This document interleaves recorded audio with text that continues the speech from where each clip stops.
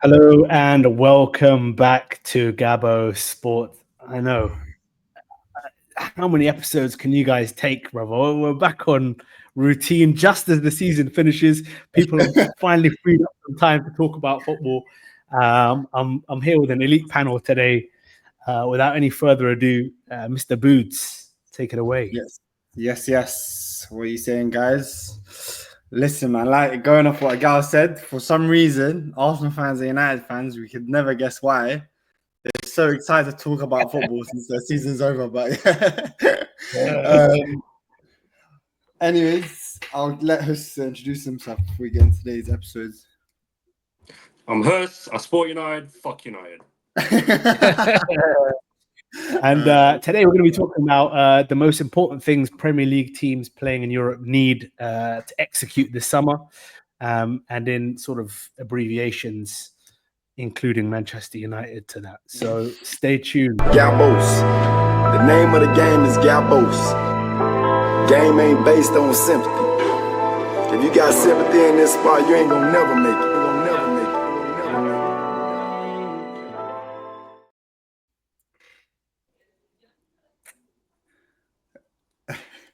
This is the part where Mr. Abdullah usually introduces the top. Well, I introduce it, but today it's you, my friend. I'm not quite used to it. So. Or maybe I did that on purpose. Anyways, We'll edit out. I think we should start with none other than the team that's hit every headline in the last couple of weeks, and that is the only team that's not going to be playing in Europe within this episode, and that is United. And it's only right to let Hussey take the floor on this one, since I'm a passionate take on this. But yeah, go on. Bro, next season will be the record amount of English teams in Europe. Probably the whole fucking Premier League, half the Championship might go, but United won't be. And for that reason and that reason alone, what United need to do, and I think it goes hand in hand. There's two things, but I think they go hand in hand together. The mass clear out and go sign Paul Mitchell or someone of that sort to replace Dan Ashworth with to oversee the outgoings this summer. Of course, including future incomings, but the most important thing United do this summer is clearing out that shit, that squad of shit. Is there any like main guys that you're like, say you could, okay, obviously you're not going to be able to clear out everyone, but if you had to like name 3 people that you definitely don't want to see next season, that and their contracts haven't run out this summer, who would you choose? Like, who would those guys be? I'd go. I mean, the spine really. I'd go Onana because what team has ever won anything with a keeper like that? I'd go Casemiro. I don't care how good he was in Europa. He wasn't good enough in that final, was he? And he's on steady money, and he's got a year left on his deal after the summer. And I'd go Højlund because, well, I think the MI5 might want to have a chat with him soon and see if they can hire him for certain activities. That guy is not a fucking footballer. That's all I'll say on him. So yeah, those 3. One last question before I let Igal come in. Yeah. Would you loan out Højlund or would you keep him? As in, would you sell him? Sorry. It depends on the conditions of the offer, man. I think the only teams interested in him will offer loans. That's the Italian teams. So, bro, as long as his wages are getting covered, which they're not that high, funny enough. I just want him gone, man. What I mean by that is you see a future for him at the club. So loan him with the projection to come back, or no chance. Nah. Loan with obligation or dry loan where full salary is covered, and then if he's good enough, he'll earn himself a move next summer. I don't care how well he does elsewhere. I don't think he's even that horrible of a player, but he just will never make it in the Prem or at United for sure as a first choice striker. Igal? Man, this is probably the hardest one so far because, bro, listen, I'm the biggest hater of Manchester United in the world. I could comfortably say that, by the way. But bro, like a lot of good points there suggested by Hus. Bro, for me, it's not going to happen. But what should happen is they should fire Amorim. Let's just be honest, man. I can't believe I cannot believe the man has been given a stay of execution, bro. Because they have done this. They literally did the same move They did the same move minus the trophy last summer. Like when everyone knew this guy's gash and he's got to go, but then he kind of ambled and shambled his way to getting to something, whether it's FA Cup or Europa League final. And all of a sudden, it's like some sort of like blind mist descends in Carrington, where everyone's like, yeah, no, we're going to back this guy. We're going to. If you did fire him next Christmas or January, when you eventually do, then you've spent an entire summer recruiting for the 3 at the back system.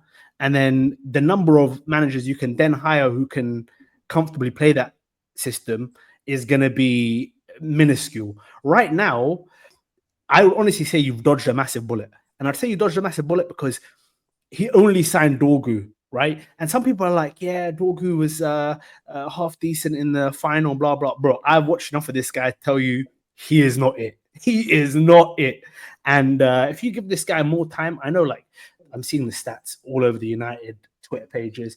Oh, in his first summer, Amorim got rid of 25 players in Sporting Lisbon and blah, blah, blah. And like kind of just fueling this hopium. But bro, like, I don't know if you want to hitch your horse to this wagon, bro, because the system, like, look, in a hypothetical world where Inzaghi is available this summer, let's say they lose the Champs final, right? And then there's already a few, there's some lower level, big pocket Serie A teams that are looking for, to offer him. Saudi teams are interested in him. So there's clearly some kind of, something going down. Bro, I'm going out and I'm getting him, or I'm getting Conte. I know it's a short-term one, but bro, you just need a guy who nobody can mess around with.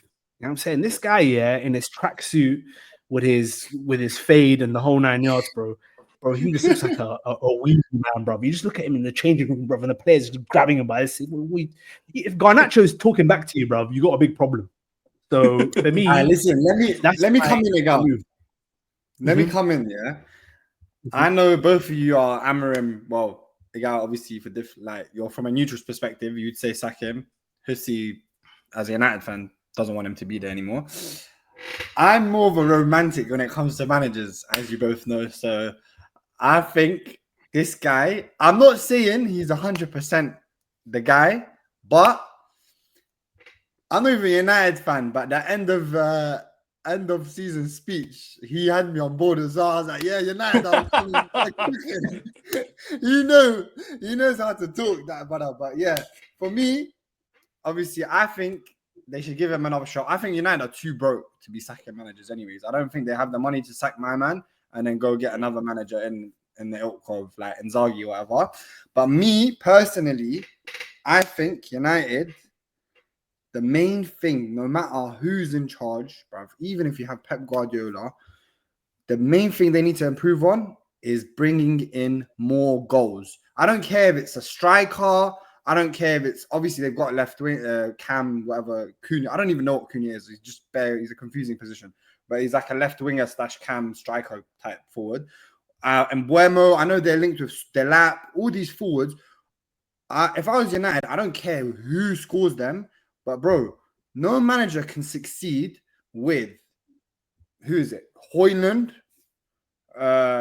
Diallo. I know he's a decent little player, but the numbers aren't there, man. They don't lie. And the left winger is Garnacho. Bro, you're struggling. This is like, I think this is you've broken a record for the least amount of goals scored for United in I don't know how many years.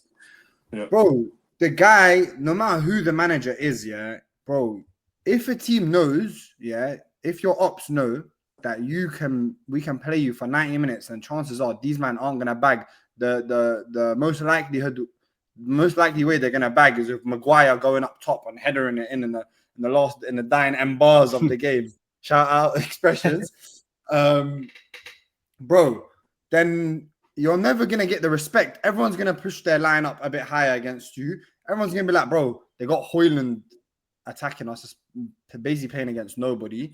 And bro, you can only coach a certain level of game before your ops just find you out, bro. Because if at the same time, a manager can only coach so much without the forwards doing their job. So for me personally, United just need to just sign forwards. I don't care if it's the whole budget, splash it all on O. Because, bruv, United have never, in their history, have never been short on O like they have been this year.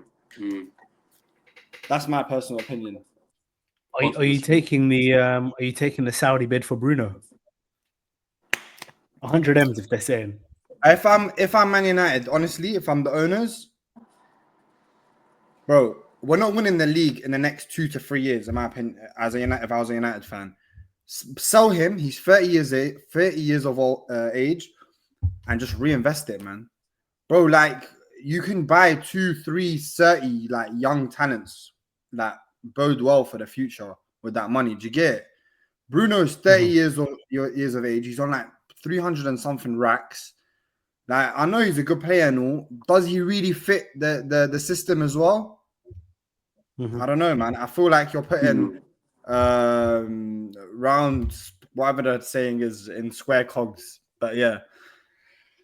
So that's my take, anyways. Does anyone have anything else to say about United, or should we move on? We spent enough time on them. Yeah, no, move on, man. Move on. I would say the second favorite team, or maybe probably the favorite team of the pod, and that is Arsenal. We'll move on to Arsenal next, and I'll obviously Egal's gonna get his eyes open up, like gleaming. Egal, you can take the floor for this one. What's the most important thing that Arsenal need to do next season? Listen, man, we're at the last call, at the last chance saloon for Mikel Arteta, man. I think the way he's speaking, the way everyone's speaking, we know it's now or never, bro. I think that the knives are going to come out. Even if we start poorly next season, people are going to be out for him, bro. There's no more patience. There's no more waiting around. So for him, I mean, if we look at what you just said about Man United, about investing in O, bro, I mean, we have been chronically underinvested in the area. If it wasn't for the emergence of Saka and Martinelli and Wanieri and all this other stuff, yeah, we would be struggling to crack top 4 even now, bro, considering how much we invested. So look, I mean, they've missed the boat on Isak. They've missed the boat on a whole host of talented players over the years. It seems like the shortlist has been whittled down to Sesko or Gyökeres. It's about, are we gonna get Gluck 3000 from Portugal, bruv, and hope that he can get a fraction of the goals he got in the Liga NOS, whatever they call it, or we're gonna go for the Hopium signing, bruv, the miracle. You know what I'm saying? The 6'8", blonde hair, blue eyed, 30 bags, man. I don't know, man. To be honest with you, for me, like, whichever one of the two it can't be the only one. You know what I'm saying? If it's Rodrigo, if it's Leao, we need some sort of statement that, okay, we've got the Walmart money, and we're ready to rock and roll, man. So that's going to be it. It's the easiest one for me. Second, 1B to that is to tie down 3 guys. It's to tie down Saliba, because, I mean, we cannot let that guy walk out for free, bro. We've seen what happened with Trent. We can't let him walk out for free. He's got to be chained up. At Saka, I think that'll be a lot easier to do. And then Ethan Wanieri, bro, is the third guy to lock up. And yeah, bro, run it back, man. Let's see, I'll go next, seeing as it's my most hated / love team. But I don't want to talk about Gyökeres. I know the bait thing is we need to sign a striker. Just a little hashtag. I don't want Gyökeres at my club, but the bait thing is, obviously everyone's going to say, "Oh, Arsenal need a striker. Arsenal need a striker." I thought a bit outside the box, yeah, and I really think that a lot of Arsenal fans would agree with me, and maybe even non-Arsenal fans. And it's not the main thing. Don't get me wrong, but I think it is a big thing. I think somehow, some way, Martin Odegaard needs to give the captain armband to Declan Rice. I think, yeah, bro. I think the captain's armband, first of all, it brings a lot of eyes onto you. Even if you're having even if you're not having the greatest of games, bro. Like Jack is a great example. As soon as he took off the captain's armband, there's like an air of freedom that he played with. And I know, like Arteta always says, he's the leader on the pitch, and I see like Odegaard's constantly pointing, this player go there, this player go there, this go there. But if you look at champions, like big clubs, yeah, that win things, yeah, this type of mode of player is never the captain, bruv. And only at Arsenal, like this is a ongoing thing. So, like bar the Vieira days, only at Arsenal does the best player become the captain, because we're always scared of losing this player. But we're not in that we're not in that era anymore, bro. And bro, I get it. The last thing you want to see is when your team's having a scrap on the pitch, yeah. You don't want to see this twerp, bro. Run up the fucking. He never does it anyway. But Rice is on smoke. I know he's a bit of a lad off the pitch and he's whatever, but you see him on the pitch, like he carries Arsenal. He's that, bro. He's like the prototypical captain. Do you get what I'm trying to say? He's the guy that drags Arsenal when we're having a bad game. Odegaard as well. I think the captaincy doesn't help him because he's been dropping stinkers, yeah, and he's the captain. No one wants to see their captain dropping stinkers game in, game out. Whereas if he has stinkers, obviously there's still people that are going to get onto him, don't get me wrong, but it won't be as highlighted if you're not the captain. Do you get it? Exactly. I don't know if the guy wants to say anything before I move on to Hissy, but I can't believe you said that, to be honest with you, bro. I that's why I'm surprised, man. I did not think that's what you were going to say at all, bro. I mean, I wholeheartedly agree, and I've even on this pod said on numerous occasions, bro, that we should use the Arsenal cannon outside of the Emirates to blast them into the sun. And I know you don't take it to that extent. I know you're happy for him to be in the team, and look, I understand. But the problem is you're going into the politics element of it, bro, because let's say he's a stable guy. Let's say, he gives his all for the team and yada, yada, yada, all the rest of it. Now you're flirting with the idea of demoting him, which is the only way you can describe it. And does it create tension? Does it create issues? One thing I will say, brother, is I'm not, because everyone talks about what a fantastic captain he is and how motivational he is, yeah, and all the rest of it. But I've heard him speak in interviews, yeah, and I'm not sure, bro, that guy could motivate me to get out of bed in the morning, bro, with my job on the line. You know what I'm saying? So, like, I find it hard to believe these things, bro. Whereas when you listen to like Declan Rice, and it's kind of like that golden retriever energy, bro, where it's like there's not a huge amount going on in there, but it's just that passion for it's just that passion for it, bro. You know what I'm saying? You go, yeah. Even if you look at him, you go, this guy is a spastic, bro. Yeah. But you listen to him speak, goes, come on, boys, we deserve to be here. We'll give our all, make history. I'm like, yeah. You know what I'm saying?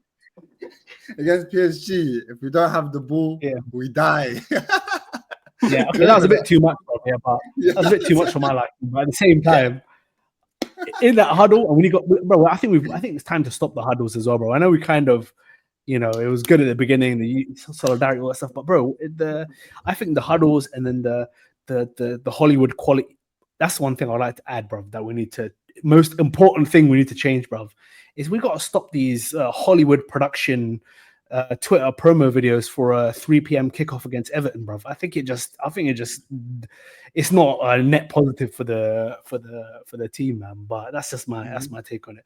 Osi, I'm keen to hear yours, man. Bro, loads of valid points. Obviously, I'm a neutral. Arsenal here. I'm not even a neutral, but I just hate you, your club. But no, very, very good valid points. Things I even consider like the captaincy. I think for Arsenal, like you guys are in such an awkward position because you're like on the brink of greatness, but also on the brink of tearing your hairs out because you can't stand coming second and whatnot. Well, I think you guys made an important signing in Andrea Berta. Bro, I think this summer you decide what your philosophy is for the next 5 years and you buy towards that. So then it doesn't matter if Arteta's there or not, but then you have a clear vision of what you guys want to do, how you want to play football, the type of forward you want, a plan B, a plan C, a plan D, all that needs to get worked on in the summer, so that if you guys get serious injury to your star striker or suspensions, red cards, whatever, you're prepared for it. Because obviously you guys, you had some red cards and suspensions and a couple dodgy decisions at the start of the season, and then it became a negative spiral of events for Arsenal, in my opinion. You want to be able to like do the thing like Arteta. Arteta got taken a piss out of when he brought a speaker to training, but like that's the sort of thing like he's just trying to get the players mentally ready for Liverpool, the Anfield crowd, shit like that. I think you actually need to do stuff like that. So I think you need to get the striker signing perfect, the winger signing perfect, and then play towards that. And I don't know, maybe just go back to looking like Arsenal a bit. Even though we spent 20 years taking the piss out of Wenger's perfect ball winning nothing, I don't know, man. I think sometimes a plan B, a plan C, a plan D won't hurt. I think last season we had it perfect, to be honest. It's obviously we poured it in a few games when we what's it called? When we were 2 points off. But I think we had the perfect balance, especially with the turn of the year of last season, because we were smoking teams and we were very solid. Yeah.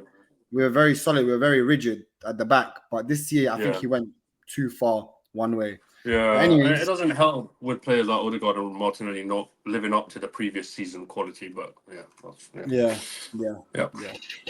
But anyways, moving on from Arsenal, I want to speak about Chelsea.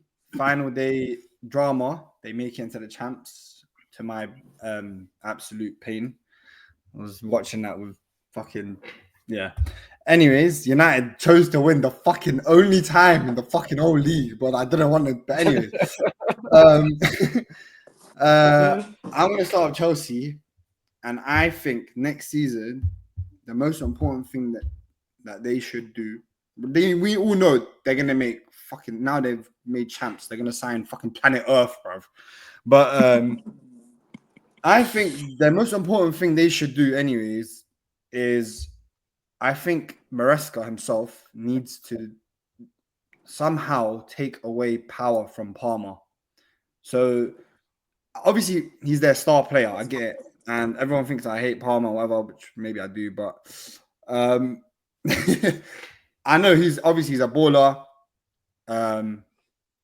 But I think this season their problem was, especially for Palmer, his downside was because it's easy. We all say it a lot of the time. When you first come into the league, when you have your breakout league, that's okay, it's banging. You done your thing, but you're new to everyone. But the real drillers, it's when they come back and everyone knows your game now. Yeah. How do you react? Now with Chelsea, everyone that plays against Chelsea, well, for the most part, anyways, they figured out keep Palmer silent, and you got a very good chance of winning the game. So I think the next year he needs to find a way. Maybe with signing better players and better forwards, that this will happen naturally, anyways. But I think Palmer needs to as well become less selfish. Maybe he doesn't trust the rest of the guys, but I think if they take power away from him in terms of like on the pitch, obviously, it would benefit him and obviously benefit the club. That's my honest take, personally. Yeah. Interesting. Hussey? Well, I think Chelsea, like, we all know what their business model is, right? Buy youth, sell them at profit, blah, blah, blah, blah, blah. I think what they need to do this summer is decide what their footballing philosophy is. Like, just have an idea. Like, forget the business side of things, forget the finance side of things. What is it that they want to do as a club? How do they want to play football? And then work towards that. Because I think, personally, we won't be here this time next season talking about Maresca, because I think he'll be gone. I think he'll be sacked by this time next season, personally.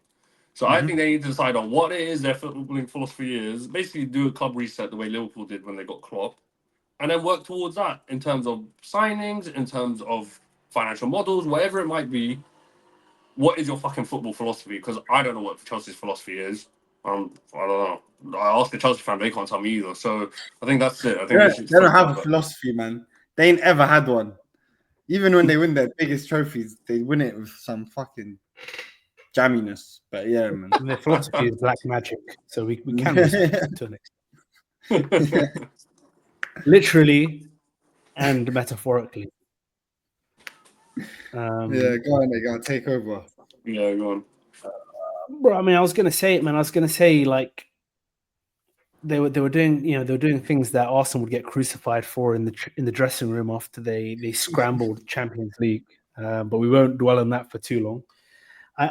For me, I'm gonna sound like I'm just out for the gaffers, bro. But I think the biggest thing they can do is upgrade on Maresca, man, because that team, you look at it from top to bottom, and like I think this season to get Champions League, they've done very well. Like I think he has done wonders, but I still feel like to reach the next level, to get that player development, like when I watch Chelsea, bro, I can't really tell you that there's been a lot of players who have massively improved since the season started. I don't think there's anybody who like you'd be like, "Raw, this guy's his stocks have really increased this season." Maybe Caicedo, and I slandered him in previous weeks, but obviously he's come with a huge price tag. So, him playing to the level was not really earth-shattering news, right? It's kind of pretty much what they paid for.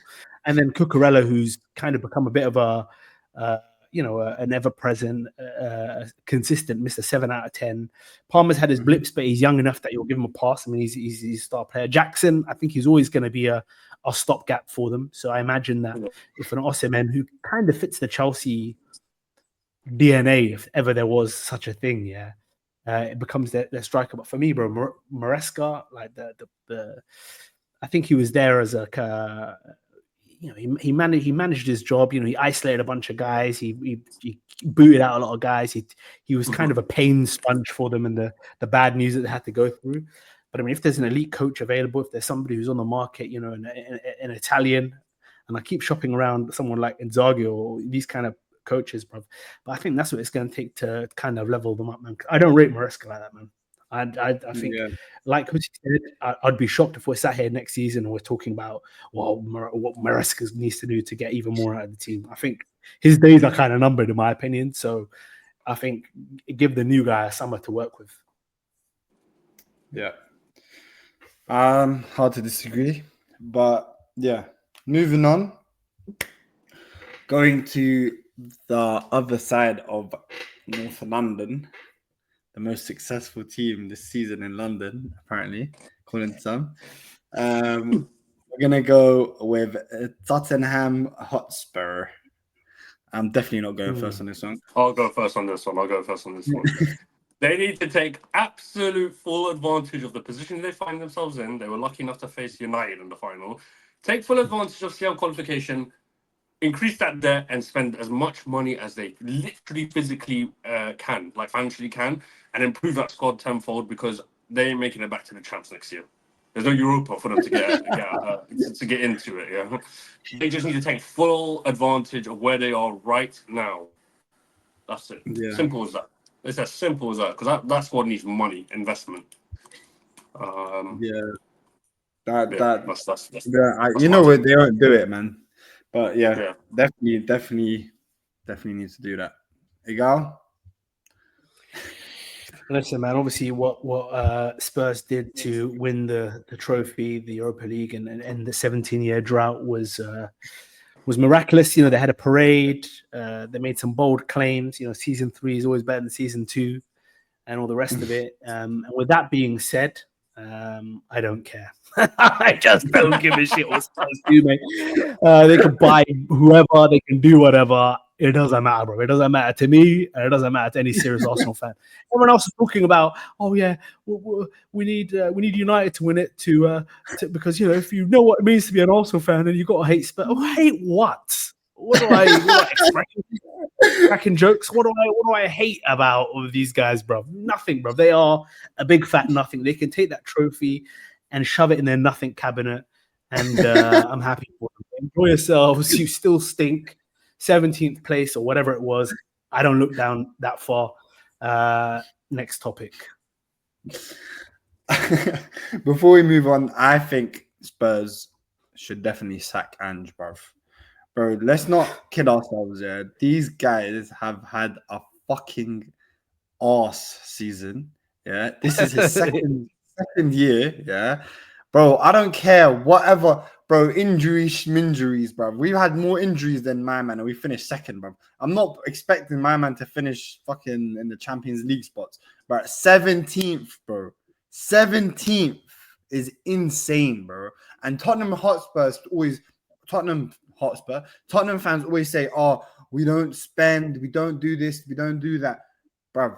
Since Arteta's come into the job, these men have outspent us. Just to let you know, that's a fact. Yeah, and they're in 17th, bro. This guy needs to go. He stinks. He just got battered 4-1 after he fucking won that dusty trophy, bro.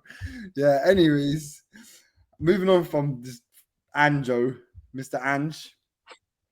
Let's go to Manchester City. Man City. Egal, you can kick us off with this one. What do you think Man City need to do to get back to that? So, listen, man, they've. I think this has been a very, very, very good coaching performance from Pep. And I know he spent a shit ton of money. He's always going to spend a shit ton of money. But to be able to stop the slide the way that he did, because, I mean, they were absolutely plummeting, brother, and the confidence was at an all-time low. And then they ended the season in, third place, FA Cup final. I mean, if that's a historic low for them, then, I mean, it just shows you how good the guy is at the end of the day. Now, obviously, they're linked with a bunch of midfielders as it currently stands. I mean, the attack is you know, it's still quality with Haaland, you know, in a low season, still hitting 30 or whatever he did, and Marmoush starting to hit the ground running. You know, they've got a big job in replacing KDB. They'll have Rodri back. Kovacic is still there as a backup option. I think Nico Rodriguez, I'm not sure if he's going to give him too much time, but for me, I think the key area he's going to need to revisit, and it's the area that gave him such dominance, is the fullback area, man. I don't think, you know, now that Walker's long gone, and I think Nathan Ake has had a bit of a hot and cold season, I think that's probably where he needs to really start to invest some money, man, because I think Diaz is still top draw. Stones, you know, we'll see how his injury record plays out, but I'm not a big fan of Rico Lewis. I know he's probably got, you know, a lot of development and he's going to get better and yada yada yada. But this deep in, I feel the same about him. I think he's like an industry plant, the same way that Phil Foden is. I think both those guys are just like, they're trying to make them happen, and I don't think they're gonna reach the heights of the guys they're trying to replace.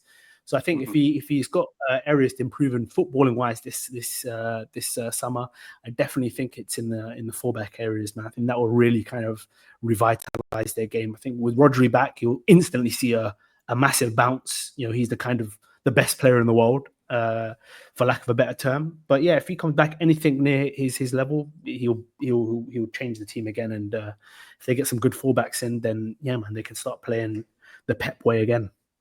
Mm-hmm. You know what? You actually wrote me up to that, because I had my most important thing was to replace KDB. And you know how how City always do this thing when they get rejected. They do the PR thing. Oh, he's too expensive for the state of UAE. Yeah, right. Fuck out of here, bro. Bro, they did the same fucking bullshit of Declan Rice. Yeah, when they got rejected, they're like, yeah, he doesn't fit into our system. And they're like, shut up. You got told. Yeah. Anyway, but I think obviously replacing KDB is very important. But what you do, the wing back thing is actually super important. I can't lie, because they lucked out with Walker, because they did stretch him out for another season. Last year when they won it, I think Walker, everyone was still saying he was a bit on the decline. Left back, they've never had that. They've always played like a centre back at left back, and it's kind of done its job. But I think even Vardio this year's gone found out at left back defensively, anyways. Yeah. So yeah, man, I know that they're in for Livramento, but I don't know how they would land him, since obviously Saudi own Newcastle and now they're in the Champions League. It's going to be a tough one, and I can't think of many top right backs. I don't know, maybe I'm wrong, but to think of a right back to sign that's about. There's this Right. insane Portuguese talent called Diogo Dalot, bro. Bro, trust me, 100 mil, bro. Trust me. By the way, there is a guy. Yeah, there is a guy. I'm not even kidding when I say this to you. There's this guy called. He's super young, right? And he's barely played, but he plays for Juventus, bro. His name is Alberto Costa. Yeah, bro. This kid, he's cut from the Dani Alves school of being a right back, bro. If they get that guy, it's curtains, bro. But I don't think Juventus will make the same mistake they made with Huijsen again, bro. I think they're gonna keep this guy with all their might. But yeah, man, they need someone better than a bloody Livramento.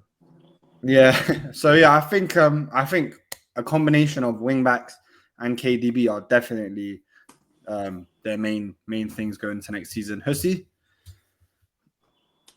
You know what? I didn't even prep anything for Man City. I was looking at my list. I was like, what's this thing? And when you said City, I'm looking at my list. I was like, shit. I haven't done anything. I'm going to go down the same route as you guys. I think it is a matter of just the rebuild that they continuously do, continuing on from January where they spent 220 M's. I think they need to do something similar to that. I think they need to improve the engines and legs in the team. It's all hitting like 30s now, so I think they need some engines in there. I think their transfer targets right now, as this is being recorded, are spot on. Players like the Milan Reinders, Camavinga, these sort of centre mids, I think are the right moves for them. And Igal was spot on. Their fullbacks are not good enough. Rico Lewis will never be good enough. I don't see Guardiola as a long-term fullback or wingback personally. I think he's a good player. I just don't think he has a future there for this whole time. And yeah, man, I think I'm just going to agree with you guys, man. Just improve that midfield, replace KDB, and improve the fullback situation or wingback situation. Because to be fair, they are a pretty boring team. So let's move on. Yeah. Anyways, let's move on to. I know I struggled with this one, to be honest. So yeah, let's go to the champions, Liverpool. Lucy, since they're your favorite team of all time, you can start this one. I think Liverpool are doing all the right things. I think their transfer movement is spot on, probably better than they could have expected. I think all they need to think about now, I think they should carry on as they are. But I think all they need to do for the long run is focus on youth, because their youth facilities aren't up to scratch with the remainder of the top six.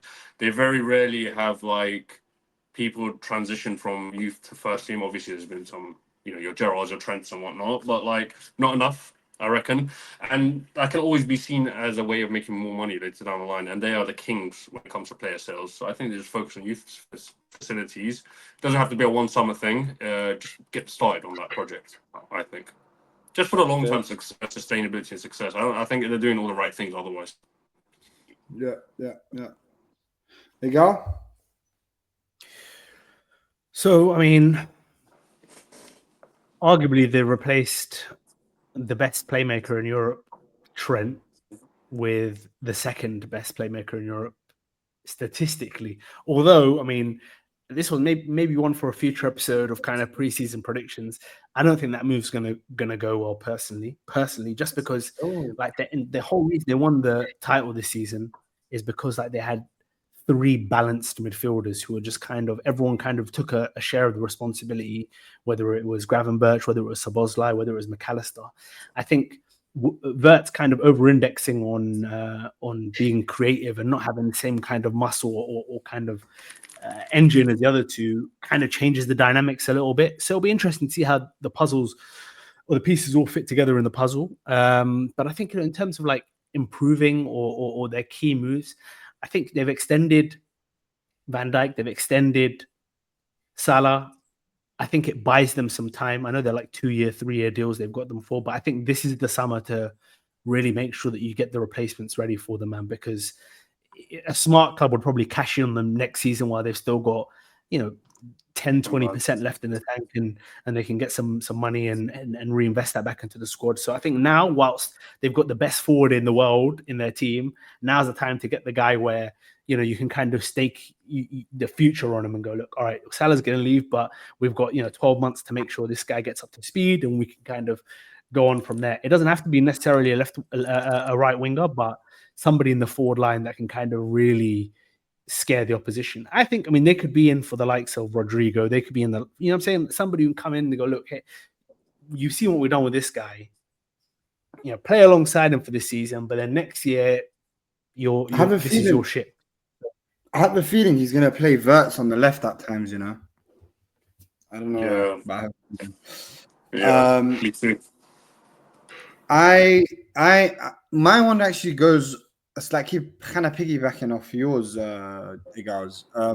I think Trent going is actually massive. Like I think not only in terms of the quality of player, but just in general in terms of how Liverpool play. Like Trent's been like a core piece of how like Liverpool's success, how they play, whether you like it or whether you don't. He doesn't defend well, but going forward and how their system, I think he's a core piece of it. How they defend, how they create. And my main thing is, I think the next season is, well, over the summer, over preseason, I'm sure he's going to do it anyways. I think he needs to remold how they play, because especially the midfield, because a lot of the chance creation comes off that right flank, whether it's Salah, whether it's Trent. And I'm actually genuinely interested how they're going to start to play without Trent, because even without this season, I've genuinely watched Liverpool without Trent the few times they haven't, when Bradley's played. And I'm not saying Bradley's a shit player or anything, but they're just not the same outfit to me. I think I don't fear Liverpool as much. Even when they were playing PSG in the second leg, as soon as he got injured and came off, it's like they had them pinned back, and as soon as he went off, it's like PSG were like happy to move the line forward and just go at them. So yeah, Maradona said that as well. He said he's the best defender he played against. Really? Yeah. Yeah. Maradona said he's the best player defender he played against. Yeah, that's so mad. Right. But I just think in general, I think Liverpool got a big job off on the training ground in terms of how to change how they're gonna play without him. Bro, Trent's a ridiculous player. I don't know. What was I gonna say? I was gonna say something. Oh yeah, Scholes was saying how he saw that he was at a game. He was at a few games at Anfield, and he was saying how Slot wasn't too happy with how Trent plays at times, and he was huffing and puffing. Like, he caught him a few times, like huffing and puffing when Trent's like gone long or whatever. But I genuinely don't understand what there is not to like about his game. I know obviously defensively he could be better. There's no doubt about that. But I'm saying on the ball and like going forward, bro, like it's gonna be tough, man. Mm. When you look at the offensive output, though, bro, I never understand the people who talk about the defensive capacity. Like, what do they think this guy is, bro? Like fucking Captain America or something? If you're out here getting 6 chances a game, bro, yeah, and you're serving them up on a plate, you're not gonna be pinned back in your own box for I never understand this. But what do they want from the guy? You know what I'm saying? Like, do they want him to be just a boring right back who just defends, or do they want him to be like this one of a kind, dynamic, like attacking threat, bro? Like, there has to be some compromises. And it's like what Salah said this season. He goes like, my goal output went up because Slot said to me, you don't need to defend as much. I need you to conserve your energy for when you're attacking. So, like, you know, even from Klopp, that's the kind of been the what's carried on is like there's that risk to reward they like to play. They're like, there's that confidence. We've got Van Dijk, we've got Kanate. We need to still be able to risk potentially getting exposed to be able to create those overloads, to create those chances. And I think that's that, bro. That's gonna be, like you said, bro. When you do watch them with Conor Bradley is a traditional right back, very serviceable player. Is he ever going to replace him? No. That's why I think they've gone for like a Virtus, because you're not going to get that kind of talent at right back because it doesn't exist, right? So you have to kind of, like you say, tweak things around and create a new system. And if he's huffing and puffing at Trent, kind of wasting balls by going long and all this stuff, then now's the perfect time, bro. And that's why people who are saying, oh, he's just kind of used Klopp's team and just run it and kind of tweaked a few things up. Next season's going to be a real test. Now he's got, obviously, the title is the benchmark. He's lost arguably one of his best players. Not arguably, one of his best players. Let's see how he tweaks it up. Yeah. Go on, Hussey, we're gonna say something. No. Bro, do you know what I was gonna say? Yeah, only in this country, bruv, do we highlight, bro. Marcelo, Dani Alves. Okay, Dani Alves, he was a bit more like better defensively than the other two, but he wasn't like a wild defender. Why people love Dani Alves is because of the stuff he used to do on the ball, and the same goes with Marcelo. So why do we get so wound up about, bro? This guy, I can't believe, he doesn't start for England, bro. Like Kyle Walker started only for England would Trent not a start for any other international team on the planet. This is one of the first names on the game. This is why you never win anything. I think it goes into a deeper question about English society, bro, in general, that I don't think we have enough time to kind of delve in on this pod, bro. But you're right, bro. I mean, in terms of just like the glass always being half empty, nobody in football encapsulates that more than Trent, bro, in the way that people talk about him. It's nuts to me personally, but maybe they'll appreciate it more in Spain. Yeah, happy to see him go anyways. But delighted. Going on to the team that just have Man United to thank for being in next year's Champions League spots, and that is Newcastle United. And since you saved them, Hussey, you can fucking talk about them because I fucking hate you, bro.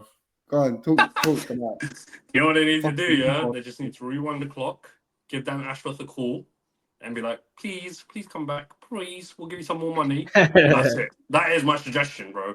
Because they are where they are, because obviously they're a fucking Saudi-backed team, you know? But, like, bro, they've done some very good business over the years. Let's not get twisted, yeah? Like, bro, they sign players that every club would love to have in the Premier League. We're talking your Tonali's, your fucking... I don't know, Isaac, whoever it may be, you know? I think they just need to... Because now Paul Mitchell's gone, as of yesterday. Go sign Ashworth again. Keep buying in towards what he believes is right for the philosophy of the club, and carry on as you were. Yeah. You know what, guys? Let me go next because I actually have. Before I forget this, I think Newcastle, need more depth in general. Yeah, definitely. I think Isak has played through a lot of injuries this season, even though we haven't been told. Because, for example, I know, for a fact that Isak was not ready to play against Everton on the weekend because he wasn't even in the squad the week before against Arsenal. And they've brought him in because it's a must-win, and you can tell, And he's picked up a lot of injuries this season because he doesn't have a Callum Wilson has fallen off a cliff. He's a crock. He doesn't. When he plays, I don't think has he even scored in the Premier League this season. I can't remember if he has or not. But if he has, it's probably one or two. No, he hasn't. He hasn't scored this season. Yeah, exactly. So they need a proper backup to Isak because Isak has literally he's put them on his back. Gordon has done all right against the big clubs this season, even though he's taken a bit of a dip. I know he had an injury as well, but I think the main thing is the right wing. They really need a right winger. If I was them, I would throw the cash at Mbeumo. They need to get Mbeumo in my opinion, because out of all the right wingers on the market, he's the best in my opinion, and they should go get him. 50 mil apparently is what Brentford want. I don't think that's anything crazy. He scored 20 Premier League goals, which is insane. Yeah. I think they need a backup striker for Isak because he can't be playing game in, game out now, especially because they got Champions League. This year, they didn't even have Europe. Yeah. And they 100 million% need to sign a new goalkeeper because Nick Pope is not the answer. And Dubravka is also not the answer. So, And also some defense. Yeah, I don't know about that one. But yeah, man, I think depth is their main thing. Depth is very important for them. And Hussey, going off what you were saying, I know you're saying, obviously, you said that they did good business. So obviously, you're not saying that they're just Saudi backed. Like in the summer that just went by, remember, they were like very restricted by FFP. So for them to be where they are, they done they got Lloyd Kelly for free, sold him for profit to to Juventus. They got some random Greek brother keeper. I don't even know who the hell he is, bro. Odysseus. Yeah. Bro, they got Osasuna, whatever his name is, bro. The La Liga team, that guy from Sheffield United, bro. They got him. Bro, they signed a bag of scrubs this year and they made it. So they done their thing, and now I think they're ready to splash the cash. So let's see what they do. Yeah, I think their core first team you see today was majority players signed by Ashworth. But I agree, some of their business has been whatever. But in terms of like first team players, they in recent years, in my eyes, they haven't been getting too much wrong. That's what I'm thinking, and I agree completely. Their depth is a must. Look at what happened last time they were in Europe. Yeah. They go. Yeah. Bro, I think 17 of the 27 first team players they have are English players. So it's very much keeping in line with how the gaffer usually sets up, especially if you look back at his time at Bournemouth, and a lot of familiar faces from there as well. Yeah. You look at their business in general, bruv, and I mean, look, bro, it's going to be the same. It's going to be the same shit that happened last season. They're going to get some big scalps at St. James's Park, or the season before last, sorry. They're going to get some big scouts at St. James's Park. But right now, not just depth, bruv. First team, for me, like, bro, they're a gritty team. They dig deep and all the rest of it. But 2025, going 2026, you cannot be starting Mr. Dan Burn. He got his trophy parade. You know, he got to read his dad's poem out on BBC and all the rest of it, bro. But it's time to put a cork in it. You know what I'm saying? We've got to start to move up to the upper echelons of what this is all about, bro. Because you look at their team, bro, and you got, you know, Harvey Barnes is still knocking about. Matt Targett is there. Joe Willock. Bro, it's just Lewis Miley, Sean Longstaff. It's time to just, you know what I'm saying? Brexit means Brexit, I know, but bro, it's time to start booting some of these guys because not one of those guys I just mentioned to you, bro, bar maybe Willock, in my humble opinion, is starting for a team that's like outside of the relegation spaces. So first of all, what the gaffer's done is tremendous to get them to the Champions League, you know, because that he's not spending crazy amounts of money. All the stuff we were led to believe about, you know, Saudi backed and all that stuff hasn't really materialized. He's still playing Joe Linton as a central midfielder, albeit, you know, he's an absolute dog and he gets the job done. But, you know, I think the top guys have been carrying them so far. The Botmans, Tonali, Isak, obviously. So I agree with you, man. I think this summer is going to be big. I think the Mbeumo signing would be inspired for them, because if they get Gordon, Isak, and Mbeumo as their starting front three, that might be the best front three in the league, man. For my money, like in terms of speed, in terms of threat, in terms of everything you can possibly want from a front three, they're there. You know how highly I rate Tonali already. You know how highly I rate Botman. So, like, they're not a million miles away, but, like, this summer's going to be huge, bro. I think if they get Mbeumo in and if they get another, like, proper heavy-hitting midfielder in, then I think next season could be a very interesting one in terms of them becoming Champions League mainstays and potentially knocking down another trophy. That's very true. I agree. I think they should go for Gokares. I think they should go for Gokares, man. I think that's their perfect forward signing this summer. Because they want, like you said, depth, but they also want just more forward options as it is. And then, you know, how would you line up with, if they had Gyökeres? How would you line them up, like the front three? Just I'll still put him on the bench. Let's not get it twisted. But it's gonna be tough. It's gonna be tough to land Gyökeres and tell him come sit on our bench when teams like Arsenal are probably gonna give him a starting role, but maybe like this is on the basis that Isak leaves next summer. By the way, I'm saying all this as in their ready replacement. He's there, Adam Wilson. But yeah, you're right. That's true. You're right. That's true. They are linked with Dedapp as well. To be fair, I know. So that's why I say Gokares is that sort of mold of striker in a way. Yeah, that's true. Anyways, that's enough on the Jordans. We'll go on to good evening, Mr. Unai Emery's Aston Villa. The bottle jobs themselves. This guy, I swear to God, Wallah, I was at goals on Thursday. I told everyone he's losing. I know this brother, bruv. I remember those When it's 5 crunch subs. time. Yeah, I remember those 5 subs he made against Brighton when we fucking needed Champions League, and he's putting on Lichtsteiner, bro. Oh man. Anyways, yeah, bro. Forget. I know people are gonna say, "Oh, they got robbed," and what was it? He got the red card. I checked those stats before that red card. Yeah, they were getting bopped. Yeah, by Man United. Bro, Man United can't bop to the shop anymore, bro. Let alone bop a team, bro. But yeah, anyways, Spot on, man. Spot on. I'm gonna go. Actually, you know what, Egal, you haven't gone first in a while, so I'll let you take the floor. Go on, man. What do you think? Unai For me, needs to man, do? it's a simple one for Aston Villa, man. They need to scrape together every single penny they have of this summer's transfer window.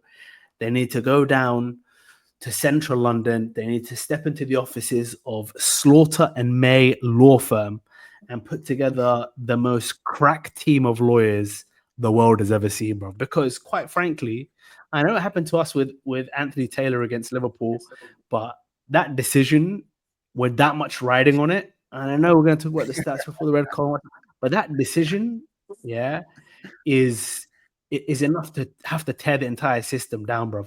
Because I know VAR wasn't available because they were all at Anfield celebrating the title. But at the same time, bro, for that to have happened to them, bro, yeah, is a disgrace, bro. And then they start talking about this guy's a novice referee. Forget about novice referee, bro. Like, bro, the standard is so shit, bro. It actually puts me off watching the product in general. It actually genuinely, and I've always said it as a joke, half serious.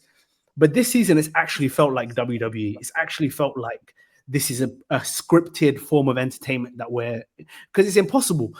It's either corruption or incompetence, right? Yeah. And if it's corruption, it has to be called out. And if it's incompetence, it needs to be fixed. But year after year after year, we have to just deal with these absolute cretins, bruv, yeah, who just, I don't know, bruv. I don't know what's going on. I feel like and they always decide the outcome of the results, which is the biggest problem. It's not just one or two silly mistakes.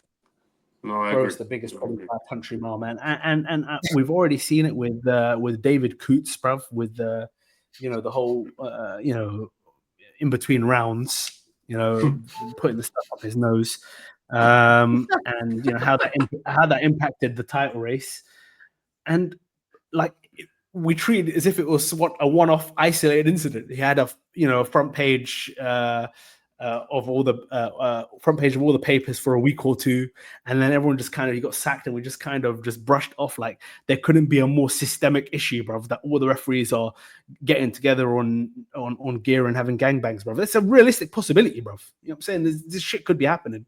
And personally, I want to get to the bottom of this corrupted institution. So that's what I would do if I was Villa, man. Put cases on everyone. Fair enough. See, what's your suggestion for Villa? Oh, Hussey's just frozen. All right, Hussey, I'm gonna go. We will. Oh, he's back. I'm back. Yeah. Back? Yes, he's back. Okay, sorry. Technical difficulties. Sorry. No, I think what Villa need to do is take a leaf out of Brighton's book. Less loans. None of this fucking Rashford Asensio bullshit. None of these washed through players on silly wages. Go take a leaf out of Brighton's book. Go invest in youth. I'm not talking about youth that will be ready to play tomorrow or next season. I'm talking about changing the whole the model. I'm sorry, my answers are really boring. It's just I just think that's what they need to do. Man. That's what I think they need to do. They need to stop thinking that the loan market is the solution to every problem. Because it's not. And that's it, really. They just need to spend better, in my eyes, and maybe. I feel like Villa, yeah. What they do, they buy so many good guys, like Asensio, like Daniel Marlon, Rashford. Bro, these are not the players that are going to make a difference. To be fair, Asensio, namely, has done well, but I saw a tweet today. It was so funny. Yeah, it was like a United fan going, "Oh my god, I can't believe Villa aren't buying £40 million Rashford, he changed his career with those 2 goals he scored for them. I like that tweet. Don't worry. I Like, really you know like how the media gassed it up, like, oh yeah, Rashford, he's changed his life. He's fucking, bro, he's the same guy, bro. I said But, at the yeah. time as well, the way they were oversaturating the gas, bro. The guy was coming off the bench, doing one dribble past the fullback, and I'm hearing, oh, hey, Rashford's back, you know? Like, no, he's not, bro. No, he's fucking not, bro. I would never do He had a good, anyways. he had a good home performance against PSG where Emery subs him off, but that's about it. Me personally, I'm going. Yeah, they need to sign a striker. I think Watkins has fallen off a cliff this season. They sold Duran, and they got good money for him, so they need a 9. Yeah, and this is like not only for Villa, but this is like a piece of advice for Emery, which goes hand in hand with advice to Villa. I've watched. Obviously, I know Emery. Yeah. From a close place. I've watched him from a close, very, very close place. I think Aston Villa needs to become a more aggressive team. And that was partly, the reason why they lost on the weekend. Because even when they need to go and win, they one of the onus is on them to go play and get the result. He's incapable of doing it. He's incapable, bro. He'll sit back when he needs to go forward. He'll go forward when he needs to sit back. Bro, this season he started off with a super high line and he was getting caught out with Pau Torres as his centre back. Then he thought, you know what? Let me bring it back a bit at Villa Park and make this more of a fortress XY. And it worked, to be fair to him. The reason why they were where they're in amongst it for the Champions League spots is because their away record wasn't so great, but their home record was amazing, and they only start playing football even when they played against us 2-0 down. It took for them to be 2-0 down at the Emirates for them to start playing some football, and they came back and made it 2-2. But sometimes I think just being a bit on the front foot, put your balls on the line, man. Go for it. You know, there's nothing to lose, bro. You're Aston Villa at the end of the day. Yeah. By the way, what you said there is very funny to me, bro, because 5 years ago when he got sacked at Arsenal, 6 years ago, however long it was, you remember the press conference, and every press conference, bro, his key phrase outside of good evening was the word protagonist. We have to be the protagonist. And to this day, bro, all these years later, he must have said it a couple of weeks ago when they played PSG in the Champions League in the press release. Like, we have to be the protagonist against PSG. Now, obviously, they came close but no cigar. But, bro, that's what you just said just sums him up. He is like one of football's greatest underdogs, right? But then when it's won him trophies and it's got him plaudits and it's got him big jobs. But every time he gets to the big dance, what ultimately lets him down is he does not know how to be a protagonist, bro. He knows how to soak up the pressure, and he knows how to, get a little sneaky combination in and win games. But bro, for where Villa are right now, they could not afford to lose Champions League. They've lost Champions League. They're already flirting with PSR. I disagree with the PSR rules because it basically just exists to really just cement the established class. Smaller teams aren't allowed to spend crazy bread to be able to compete, which is ultimately what makes football fun. If you look at all the eras, right, some billionaire owner buys a club or a millionaire owner buys a club, spends a shitload of cash, and then all of a sudden, it's a Blackburn, it's a Nottingham Forest, it's a Aston Villa, it's a whatever. So it does cement them, but now they're in a position where realistically they're going to have to strip down a lot of the team. They're going to have to sell some star players. So one thing he is good at is he's great at identifying gems across Europe. So I do feel as though he's going to find some talent that has escaped the consciousness of bigger teams. But bro, I think next season, bro, it's going to potentially be time to really have a look at if there's somebody who's going to take them further. Not because he's a bad manager, but because where they want to get to, he's not the guy to get them there. He's the guy to get them to the brink of it, but he's not the guy who's going to get them over the line and become consistently where they want to be. And moving on, finally and lastly, by no means lastly, like leastly, because I do have a very special place. They have a very special place in my heart, and that is Crystal Palace. They made it with big old boom, boom, boom, boom. Mateta's in the room with the little chest. Boom, lays it to Munoz, whips it, and Eze, who I've been slandering for the whole season, turns up with the goods. Igal, I'll let you go first on this one, and then Hissy can go next. Man, they've caused me a lot of pain over the years. Selhurst Park, those under the floodlights. It's a very, very many empires have crumbled there. But I don't believe in the concept of having a second team, especially in the same league. But I do have a soft spot for Palace, bro. I think they've got the best fans in the league. I think they've got the best stadium in the league in terms of atmosphere. And I mean, they represent the locals, man. They're South London through and through. So I think they've got a huge summer. I think obviously they're going to get a slightly easier Europa League. I do think this format is better for middling teams. It's what the competition should be about, really, rather than having Champions League teams drop in. But with that being said, I mean, look, for them, they have to make sure they hold on to their best players. I think that's probably going to be the biggest challenge for them, because guys like Mateta, guys like Eze will have garnered a lot of attention. There's links to Eze going to Bayern Munich to join Elise and be the kind of backup option now that Bayern aren't getting Wirtz. He's got a release clause this summer. I think it's around 60 million. He'll hit the ground running in that league as well, bro, with the oceans of space they play in, bro. I think he would do really well there and in the Champions League as well. And he's already got that built-in chemistry. But for Palace, they've got an elite coach. I think outside of the top six, potentially the best coach, right, in terms of his ability to just consistently punch above his weight. So I do back him in that instance to be able to kind of, even if they do lose some players, to be able to find replacements. But bro, if Palace can keep this core together and add like maybe because Ismail Assar has been underrated this season. People thought the hype train was over with the Watford stint, but this season he's been a net positive. He stepped up when Eze was struggling throughout the campaign. But it's classic Aston Villa, bro. They finished 12th place or whatever, and all the rest of it. But if they really want to kick on, considering the volume of games that are coming up, they need to add.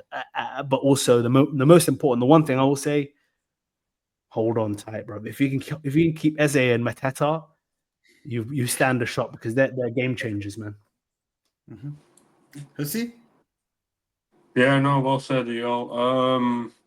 I think for Palace, I said just because they're kind of renowned to be broke and not spend money, and if they do keep hold of their star players and don't have much to maneuver in the market, I think they should just exploit the loan market, go for like exceptional youth players that would literally, they don't have a chance to sign the following season, but just so that they can remain in that top 10. Like, it depends what their target is, really, right? For me, I think if I'm a Palace fan, I want to like break that top 10 entry this next summer. And if we don't have money to do it, I think we exploit the loan market. I think I actually had the exact same thing as what Igal said, to be honest. I think I think he's got one more year after this. So if they could sign and keep him, I think they have a stronger chance. Like, I think Europe's massive for them. Maybe a player like Wharton as well, who's like on like the big team's radar. Like, I think he'd be more than happy to stay for one more year now that they've got Europa. It'll be like, he's still very young, and maybe wait another year before he makes that big move. So yeah, man, I think they're exciting. They won an FA Cup with them. I know someone like Eze, keeping Eze might be a stretch, but you never know. He might want to play Europe or Palace. So yeah, man. I hope they do well. I hope they win the thing, bro. For all I care. But yeah, I do, man. I really do. I really do. Yeah, I'll hand it back over to you to sign us out. And yeah. Well, listen, man. Thank you to the both of you, obviously, for joining up and doing this. Much appreciated. We'll try and get this out as soon as possible for the growing fan base. As per usual, obviously, keep it locked on our TikTok. We do try and stay active on there. Well, Booty's very active on there. I need to step up. But yeah, we'll keep it. We're not going to be quite Robbie Lau AFTV transfer daily every day, but we'll try and keep it locked with some of the biggest, the most interesting stories. But as always, like, follow, subscribe, share. It really does help. And leave a comment as well. I mean, that's super important. We do enjoy reading your comments. Sometimes we might even respond. But yeah, thanks everyone. We'll see you soon. Peace. Peace.